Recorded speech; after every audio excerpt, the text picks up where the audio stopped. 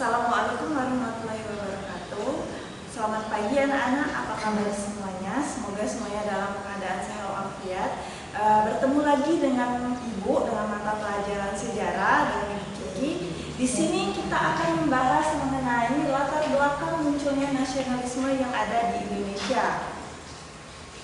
Sebelumnya, kita harus tahu dulu apa itu pergerakan nasionalisme. Sebelum munculnya pergerakan nasionalisme, yang perlu kalian ketahui, pergerakan nasionalisme adalah suatu pergerakan yang dilakukan oleh para pemuda dan para kaum terpelajar yang ada di Indonesia dalam melawan penjajahan yang ada di Indonesia. Perlawanan itu bukan dalam bentuk perlawanan fisik bersenjata, namun di sini perlawanannya dalam bentuk ide dan organisasi yang dibentuk agar dapat memunculkan ide-ide dalam bidang sosial, ekonomi, budaya maupun pendidikan.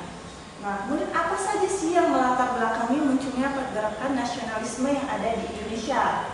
Di sini terdapat faktor internal dan faktor eksternal. Faktor internal di sini ada 4. Yang pertama yaitu perluasan pendidikan, yang kedua kegagalan perjuangan di berbagai daerah, yang ketiga rasa nasib dan sepenanggungan, yang keempat perkembangan berbagai organisasi etnik kedaerahan. Kemudian dalam faktor eksternal munculnya paham-paham baru yang ada di dunia seperti halnya paham pan-islamisme, nasionalisme, sosialisme, liberalisme, dan demokrasi.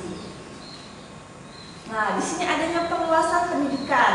Kenapa sih perluasan pendidikan ini bisa mempengaruhi pergerakan nasional? Muncul pertama sekali perluasan pendidikan ini muncul pada saat diterapkannya politik etis yang ada di Indonesia oleh Hindia Belanda pada tahun 1901. Nah, dalam politik etis ini, di dalamnya itu terdapat edukasi atau pendidikan yang di dalamnya merupakan tahap-tahap proses perluasan pendidikan yang ada di Indonesia. Yang di dalam politik etis ini seperti yang anak-anak ketahui ada 3. Yang pertama irigasi, imigrasi, dan edukasi. Nah, di dalam politik etis ini terdapat penyimpangan-penyimpangan yang terjadi kembali oleh Hindia Belanda. Di sini ada 3. Yang pertama irigasi. Irigasi ini hanya diberlakukan untuk kepentingan perkebunan Belanda saja. Yang kedua imigrasi. Imigrasi ini hanya untuk mengirimkan orang-orang Jawa yang di Jawa itu merupakan daerah yang sangat padat pada saat itu ke luar daerah Jawa untuk dijadikan buruh perkebunan dengan harga murah. Nah, kemudian ketiga pendidikan. Pendidikan di sini hanya diberlakukan untuk tingkat rendah untuk masyarakat Indonesia. Namun tujuan dari Hindia Belanda memberikan pendidikan kepada masyarakat Indonesia yaitu untuk dijadikan pegawai rendahan yang ada di pemerintahan Belanda di Indonesia. Dan pendidikan ini hanya berlaku untuk orang-orang kaya atau orang-orang pejabat yang ada di Hindia Belanda. Nah, semakin berkembangnya atau banyaknya orang Indonesia berpendidikan, terutama pendidikan modern, menjadikan pendidikan ini membuat semakin banyaknya tokoh-tokoh yang mempelopori gerakan pendidikan yang di dalamnya bisa melakukan pergerakan pendidikan, sosial, dan politik. Nah, kemudian adanya kegagalan perjuangan di berbagai daerah dalam melawan Hindia Belanda. Nah, diawali dengan adanya kegagalan masyarakat di setiap daerah melakukan perlawanan terhadap kolonialisme dan imperialisme yang terjadi di Indonesia. Sehingga pada saat memasuki abad ke-20, corak perjuangan masyarakat Indonesia ini yang awalnya itu hanya sekelompok masyarakat yang ada di daerah tertentu menjadi pergerakan nasional atau masyarakat Indonesia itu dari berbagai daerah bersatu untuk melawan Hindia Belanda yang disebut dengan pergerakan nasional. Nah, kemudian rasa senasib sepenanggungan. Rasa senasib sepenanggungan ini diawali dengan adanya tekanan pemerintahan Hindia Belanda pada bangsa Indonesia telah memunculkan perasaan kebersamaan rakyat Indonesia sebagai daerah terjajah. Nah, dari sini hal inilah yang mendorong masyarakat Indonesia untuk bersama-sama dalam melawan Hindia Belanda yang ada di Indonesia. Nah, kemudian perkembangan organisasi etnis, kedaerahan, dan keagamaan. Nah, awalnya organisasi ini yang berdiri di Indonesia itu seperti yang telah Ibu sebutkan tadi berupa organisasi terpisah seperti suatu etnis tertentu, kedaerahan tertentu, dan keagamaan tertentu. Nah, sehingga dengan berjalannya waktu organisasi-organisasi tersebut yang ada di daerah-daerah tersebut berkeinginan atau memiliki ide ide untuk mengikat diri sebagai organisasi yang bersifat nasional seperti halnya Budi Utomo.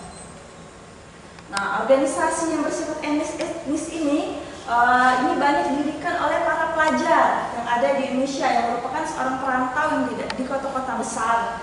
Pada tahun 1915 itu muncullah pergerakan dalam membentuk organisasi etnis seperti halnya Jong Java pada tahun 1915, Trikora Darmo pada tahun 1915 dan Jong Sumatera Nenbon pada tahun 1917. Kemudian apa dalam bentuk organisasi keagamaan? Organisasi keagamaan ini muncul pada abad ke-20, sangat mempengaruhi perkembangan Indonesia pada saat itu. Terdapat beberapa organisasi keagamaan di abad 20 ini, yaitu Jong Islamitan Bon, Muda Kristen Jawi, Muhammadiyah, Nahdlatul Ulum, Persis dan Al-Jamiatul Wasiyah. Nah, selain organisasi kedaerahan, keagamaan dan etnis yang ada di Indonesia, juga terdapat peran kaum wanita yang melakukan perlawanan terhadap bangsa Barat seperti halnya R.A. Kartini, Dewi Sartika, Maria Walanda Maranis.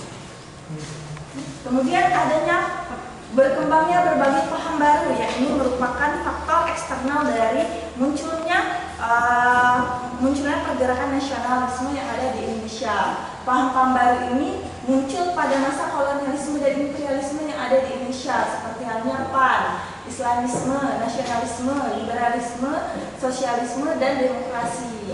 Nah, paham-paham tersebut mengajarkan bagaimana langkah-langkah memperbaiki kondisi hidupnya dan tatanan negara bangsa Indonesia pada saat itu yang mengalami kekacauan akibat keikutsertaan Hindia Belanda terhadap pemerintahan yang ada di Indonesia. Nah, kemudian di sini ada tambahan dari berbagai peristiwa dan pengaruh dari luar negeri. Nah, selain adanya faktor internal dan eksternal tadi, adanya berbagai peristiwa besar baik itu dari Indonesia sendiri maupun dari luar negeri. Peristiwa itu seperti halnya kemenangan Jepang atas Rusia pada tahun 1905 dan berkembangnya nasionalisme di berbagai negara. Nah, dari penjelasan Ibu sampaikan tadi, apakah ada yang ingin ditanyakan? Jika ada pertanyaan dari penjelasan Ibu mengenai materi ini, silakan untuk mengetik pertanyaan tersebut di Google Classroom dan di WA Group. Nah, dari penjelasan Ibu kali ini, Ibu tutup materi pada hari ini. Selamat mengerjakan tugas sesuai dengan tenggat waktu yang telah Ibu berikan. Ibu tutup. Wassalamualaikum warahmatullahi wabarakatuh.